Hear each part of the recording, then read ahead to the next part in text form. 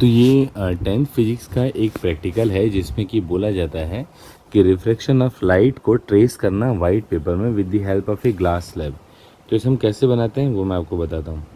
पहले हमें क्या करना है कि हमें एक ग्लास स्लैब रखना है वाइट पेपर के ऊपर पे, और उसका एक आउटर स्केच बनाना है। ग्लास स्लैब कुछ यूँ होगा, और उसके बाद क्या करना है कि ग्लास स्लैब को हटा के साइड रख देना है। और जो वाइट पेपर है ना, अगर आपके पास पिन है तो ज़्यादा अच्छी बात है, उसको स्टेबल कर लीजिए, नहीं है तो कोई भी दिक्कत की बात नहीं है, थोड़ा केयरफुली बनाएंगे तो ये हो जाएगा। तो देखिए इस ग्लास स्लैब में ना ये लगभग मिड पॉइंट है, मतलब मिड वाला हिस्सा है, ठीक। तो हमको ना कोशिश करनी चाहिए कि हम अपने मिड के लेफ़्ट वाले हिस्से पे पहला नॉर्मल खींचें। तो ये ज़रूरी नहीं है ऐसे लंबा कुछ नॉर्मल खींचना, लेकिन बस आपको बताना था तो इसलिए मैंने इसे लिया है। तो ये लेफ़्ट साइड जिधर होगा उधर हम क्या करेंगे, एक नॉर्मल खींचेंगे। तो नॉर्मल क्या होगा कि कोशिश करेंगे जितना कि लाइन के ऊपर हो उतना ही लाइन के अंदर भी हो। अब क्या करना चाहिए, हमें इस नॉर्मल से कोई भी अपना 30 डिग्री या 60 डिग्री जो भी आपको लग रहा है लेना है, एंगल ऑफ इंसिडेंस ले सकते हैं। तो याद रखिएगा एंगल ऑफ इंसिडेंस जो होगा वो कैसा होगा, कुछ यूँ होगा। तो अगर मैं 30 डिग्री ले रहा हूँ तो ये यहाँ पर होगा। अच्छा, कई बार बच्चों को कन्फ्यूज़न हो जाता है, अगर आपकी मैथ्स अच्छी है तो बहुत अच्छी बात है, अगर कन्फ्यूज़न है तो मैं दूर कर देता हूँ।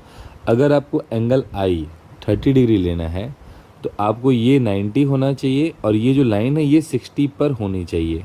अगर ये 60 पर होगी तब इनके बीच का जो एंगल होगा वो 30 होगा। तो अगर आपको एंगल ऑफ इंसिडेंस 30 चाहिए तो आप गलती से भी इस लाइन को 30 पे मत खींचिएगा। उस कंडीशन में क्या होगा वो भी मैं बताता हूँ। ये 90 है और आपने इसे 30 पे खींच दिया है तो ये जो एंगल हो जाएगा ये 60 हो जाएगा। तो थोड़ा केयरफुल रहिएगा। खैर, तो ये हमारा हो गया, हमने यहाँ पे ले लिया angle I that is equal to 30 degree, ठीक।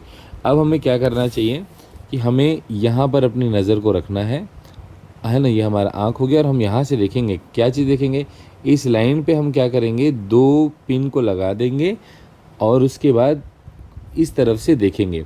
हमें तब तक देखना है जब तक कि ये दोनों पिन कैसे ना आ जाएं। जैसे ये एक पिन है, ये एक पिन है, तो दूसरा पिन भी ठीक इसके सामने आ जाएगा एकदम एग्जैक्टली। तो आपको दूर से ना सिर्फ एक ही पिन दिखेंगे, क्योंकि ऐसा होता है जब दो चीज़ें एक सीक्वेंस में आती हैं तो सामने वाला फ्रंट वाला ही विजिबल होता है। तो जब ये कंडीशन आ जाएगी तब आप क्या करेंगे, आप उसी के सामने एक और पिन को लगा देंगे। देखिए मैं आपको टॉप व्यू दिखा रहा हूँ, है ना। जैसे कि ये कार है, ठीक। अगर ये कार को मैं ऐसे दिखाता हूँ और मैं ये बोलता हूँ कि ये सामने का ये कांच है, ये इसके टायर हैं, तो ये आपका साइड व्यू है, ठीक। फ्रंट व्यू क्या हो जाएगा, कार कुछ यूँ दिखेगी, ये हो गया आपका फ्रंट व्यू, है ना। ये ऐसे इसके कुछ दिखेंगे लाइट, ये इसके टायर।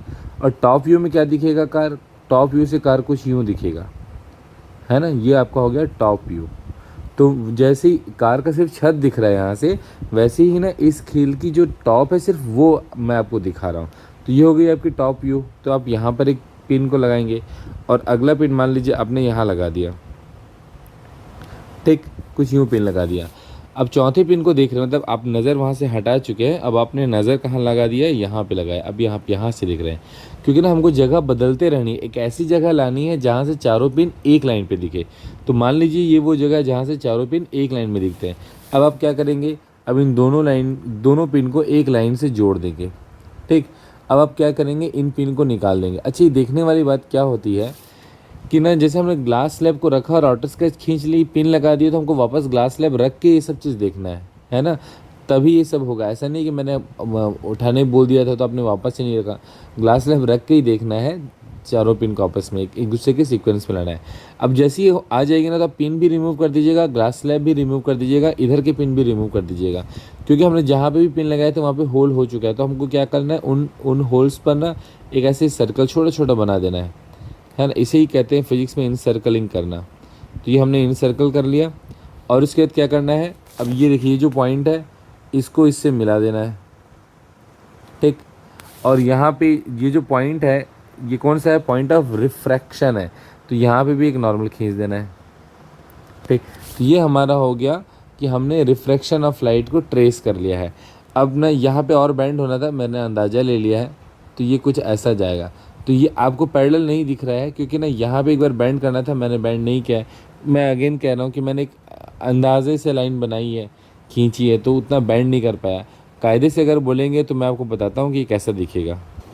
कायदे से कुछ यूँ दिखता है ना। देखिए अब मैं अगर इंसिडेंट रे को ऐसे डॉटेड करके आगे बढ़ाता हूँ तो ये ऐसे आगे की ओर बढ़ती, तो ये क्या दिखाता है। देखिए मैं दूसरे कलर से आपको दिखाने की कोशिश कर रहा हूँ।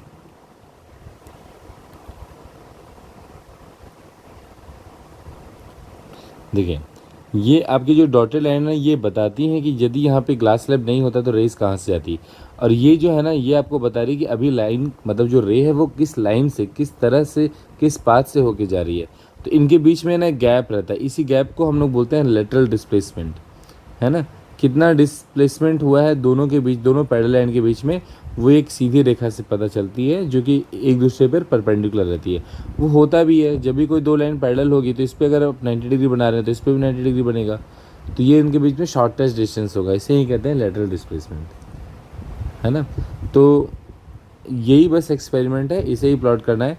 कुछ टिप्स है कि आपको अगर गर्मी के महीने में बना रहे हैं, जैसे कि गर्मी का महीना उमस का महीना सितंबर है और गर्मी जो होती है फरवरी मार्च में होती है, तो उन समय में क्या करना चाहिए, आपको एक हैंकी हथेली के नीचे रखना चाहिए ताकि जो डार्क कलर है वो ज़्यादा फैले नहीं, चारकोल ज़्यादा फैले नहीं। अगर आप स्केल या कोई चीज़ ले रहे हैं तो वाइट पेपर के ऊपर ना उसको ना मतलब रब नहीं करना चाहिए। अगर हमको स्केल उठा के हो सके डिस्प्लेस कर सके तो वैसे करके ड्राइंग बनानी चाहिए। फिलहाल इतना ही है। अगर कुछ भी इससे जुड़ा हुआ आपका डाउट रहेगा तो प्लीज़ कमेंट करके बताइएगा। Thank you.